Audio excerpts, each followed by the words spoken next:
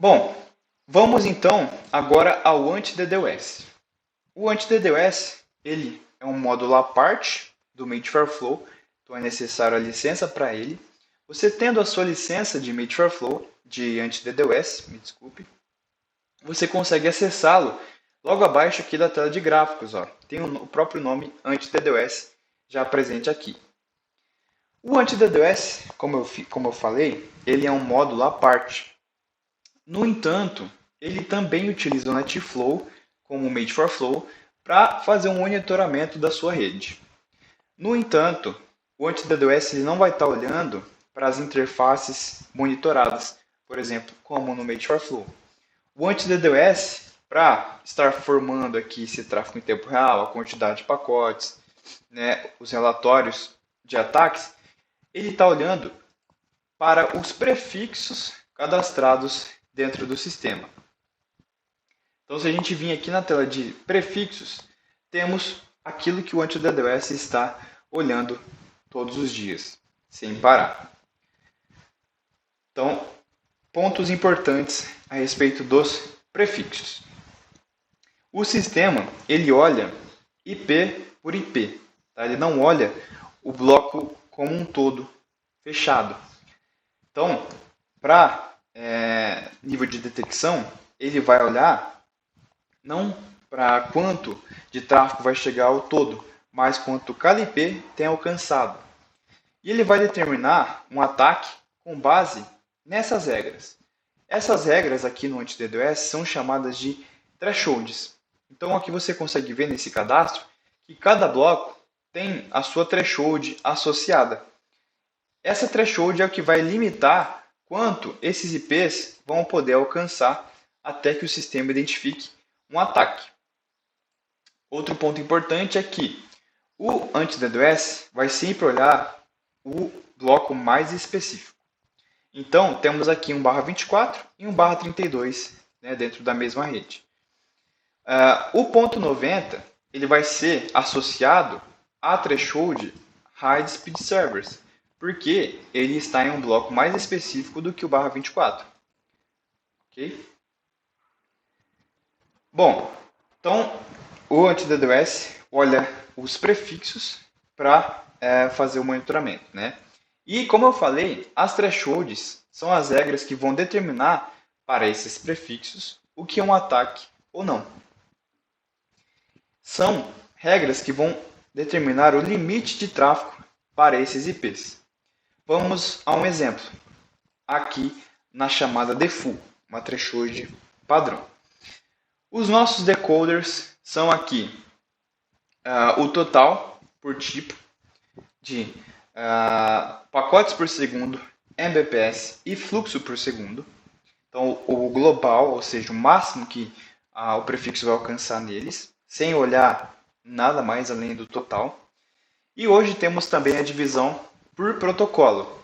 Quanto em bits vai ser alcançado, então quantos Mbps vai alcançar no protocolo TCP, UDP e CMP, e pacotes por segundo por protocolo. Então, quantos pacotes por segundo vai alcançar no TCP, UDP e ICMP. Ou seja, temos aqui um /24 associado a essa regra, a essa threshold. Os campos que estão ativos e com valor determinado são os campos que vão ser lidos nessa detecção. Se o 162.2 dentro dessa rede ultrapassar 1000 Mbps, ou seja, chegar a 1001 Mbps, o sistema vai começar a ler como um ataque. Tá? Basicamente, é assim que o sistema vai detectar uma anomalia, que será considerada um ataque verdadeiro. Caso venha a não alcançar, então tranquilo, passou. Para os campos que estão ignorados, que não estão ativos, o sistema não vai estar levando em conta. Então, para você tunar a sua threshold, é importante que também esteja ativo, né, todos esses campos e eles estejam configurados aí com o máximo de tráfego que os IPs associados a essa threshold vão poder alcançar. Por exemplo, temos uma threshold ali de um cliente meu de 1 GB. A banda máxima dele é 1 GB. Então a gente vai configurar essa threshold para 1 GB. Vamos colocar aqui 1000 Mbps. Vamos converter esse Mbps para pacotes por segundo, né, e replicá-lo aqui nesses campos. E também a mesma coisa para os protocolos. Tá? Essa é a configuração inicial e básica de uma threshold no anti-DDoS. Um ponto importante é que é necessário um certo tempo ali, né, para que essas regras sejam aperfeiçoadas. Então, faça essa primeira configuração e acompanhe as detecções para que você possa ir melhorando a sua threshold. Ok? Bom, então, prefixos, aquilo que o anti-DDoS monitora, thresholds são as regras que vão determinar o que é um ataque ou não. Tá? Então, esse é o modo de funcionamento na parte de detecção. Pontos importantes a respeito da configuração desses dois campos. A parte inicial da configuração é a threshold. Se você clicar aqui em nova threshold, você vai poder colocar aí o nome. Então, eu quero separar agora o serviço de CDN da Netflix. Vou colocar aqui CDN Netflix, por exemplo, né? CDN Oca. Temos o tempo de anomalia. O tempo de anomalia é o tempo que o sistema vai deixar a anomalia aberta aqui dentro do sistema. A gente vai passar um pouco mais para frente ali na tela de anomalias ativas, de histórico, mas é basicamente o tempo que o anti-DDoS vai estar olhando para o IP que foi detectado no ataque e contabilizando quantas vezes as regras foram excedidas novamente. Então, detectou um ataque, beleza. Se aqui nós temos 600 segundos, ele vai ficar esses 10 minutos olhando para esse IP e cada vez que uma regra for excedida, ele contabiliza um novo ataque. Tá? Então é basicamente esse o tempo de anomalia. Temos também o dumper. Tá? Esse default é o inicial, okay? É o padrão. O dumper seriam regras para detecção de falsos positivos, né? Para barragem de falsos positivos. Exemplo aqui do default. Ele está olhando quantos ataques vão acontecer dentro de X tempos para falar se é um verdadeiro ataque ou se não. Por exemplo, se hoje ali no default 3 vezes ou mais uma regra aqui for excedida dentro de 180 segundos, o sistema ele vai falar, isso é uma anomalia, vamos tomar as ações, por exemplo. Mas se acontecer de uma vez só uma regra ser excedida dentro de 180 segundos, o anti-DDoS não vai considerar aquilo como uma anomalia e tomar as ações. Ele vai excluir desse fluxo e vai considerar isso como um ataque amortecido. Ele vai amortecer aquele ataque e não vai passá-lo para frente, porque ele considerou como um falso positivo. Ok? Para a configuração das thresholds, aí segue o padrão. Quanto o meu CDN Netflix pode alcançar? Pode alcançar 2 GB. E por assim em diante, eu vou configurar as minhas regras para o quanto esses IPs associados a ela vão poder alcançar.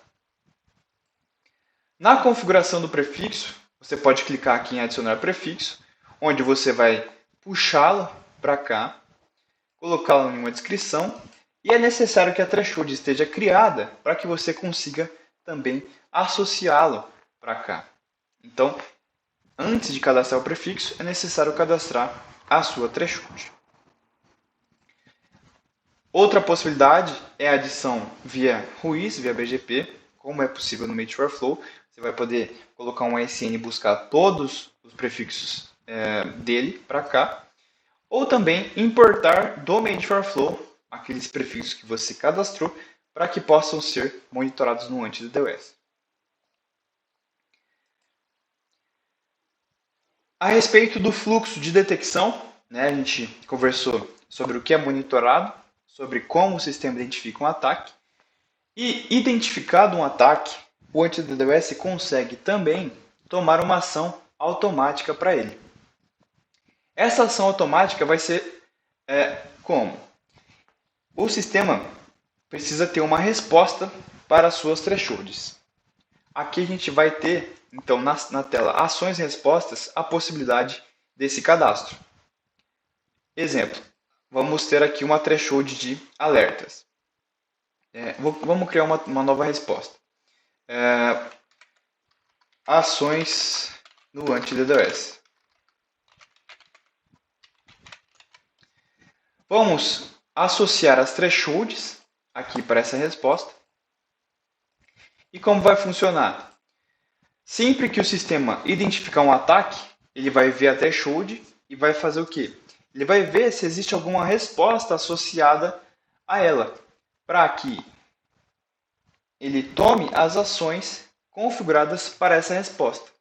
Então eu quero uma ação de alerta para as minhas thresholds. Eu venho aqui, associo as thresholds para essa resposta e crio a minha ação de alerta, que pode ser via e-mail. Então você vai poder enviar para um destinatário, né, as informações do ataque. Você vai poder também chamar um grupo do Telegram para que ele receba essas mensagens com os detalhes desse ataque.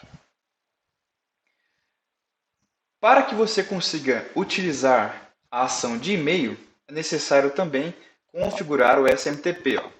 Então nós temos a tela SMTP. Dentro dela, você cadastra o seu servidor para que ele seja utilizado nesse envio. Para o Telegram, é necessário você vir aqui nessa tela e acessar, puxar o seu grupo já criado.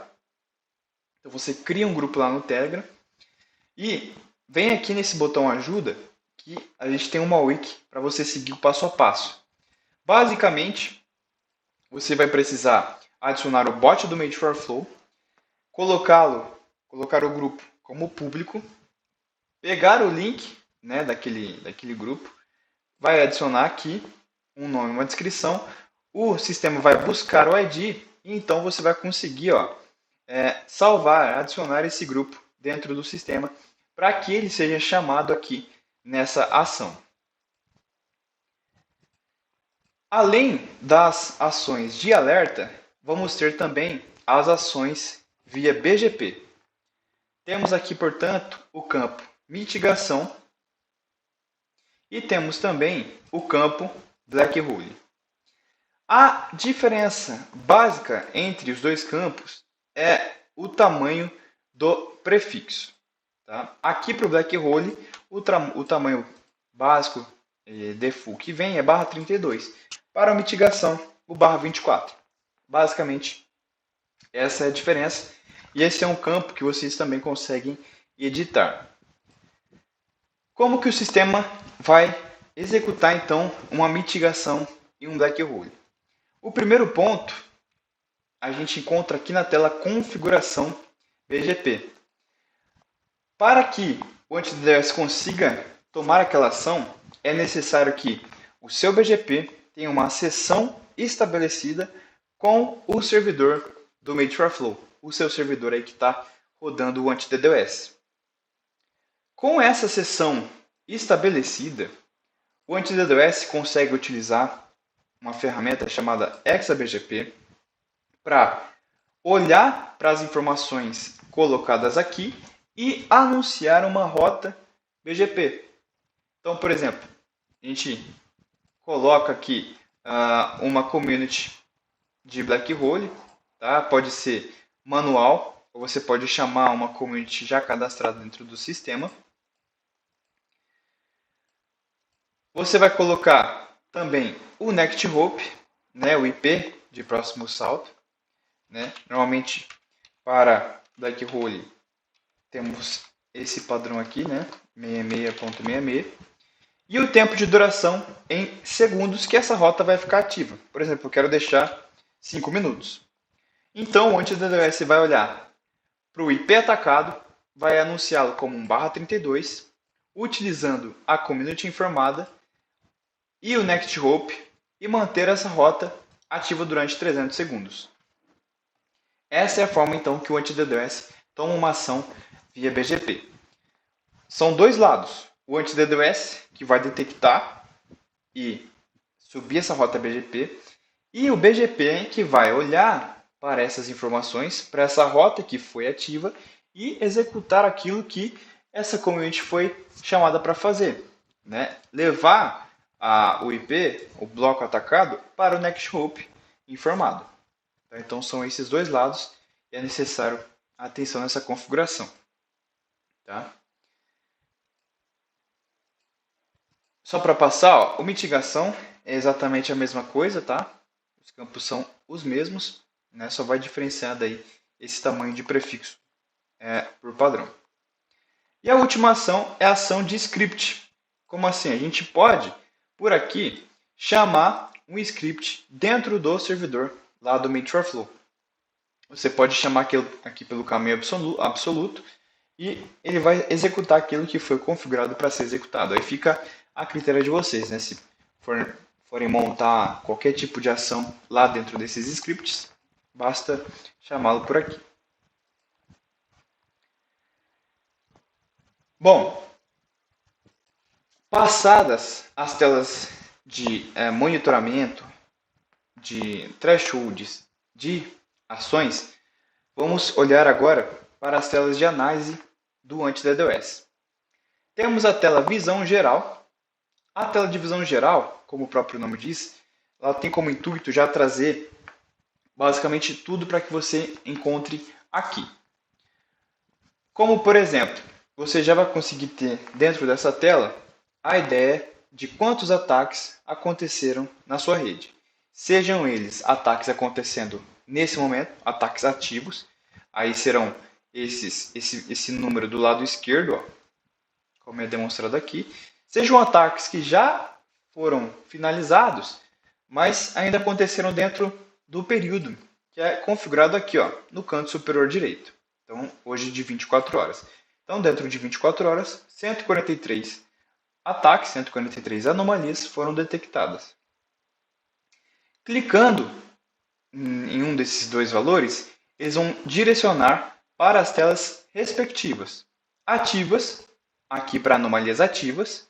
Então, você vai conseguir ver qual o IP que está sendo afetado, data de início e de fim, quantas vezes a regra já foi excedida, que seria aqui na parte de ataques, quanto alcançou em seu máximo, e também detalhes desse ataque. Se você clicar ali nesse botão detalhes, o que a gente vai ter? Vamos ter o prefixo geral monitorado, vamos ter a threshold que foi acionada, a opção excedida, quanto excedeu. Então a gente consegue ver, por exemplo, se foi um falso positivo, quanto a gente vai precisar melhorar a nossa threshold para isso, né? Ou também ter uma ideia de quanto alcançou, caso foi de fato um verdadeiro ataque. Vamos ter aqui, ó, quantas vezes a regra foi excedida, né? Que são esses números de ataques, e dentro deles aqui, ó, a gente vai ter também a descrição dos IPs, do exato momento em que isso foi feito, os detalhes aqui com o cabeçalho, né? Os IPs de origem e destino dentro dessa detecção, né? Os percentuais de ataque por tipo, quando for detectado, a resposta que foi acionada e as ações também tomadas. Então, são os detalhes aqui dos ataques, das anomalias detectadas no sistema. Lá para os ataques no período, você vem para histórico de anomalias. Aí você vai ter todo o histórico de todas as detecções já feitas dentro do sistema. Os IPs afetados, as datas de início e fim, quantas vezes as regras foram excedidas. E também o botão detalhes é presente aqui para essa consulta que a gente acabou de ver, né? As opções, a opção excedida, a threshold acionada e tudo mais. Outra tela de histórico será a tela de histórico de ataques.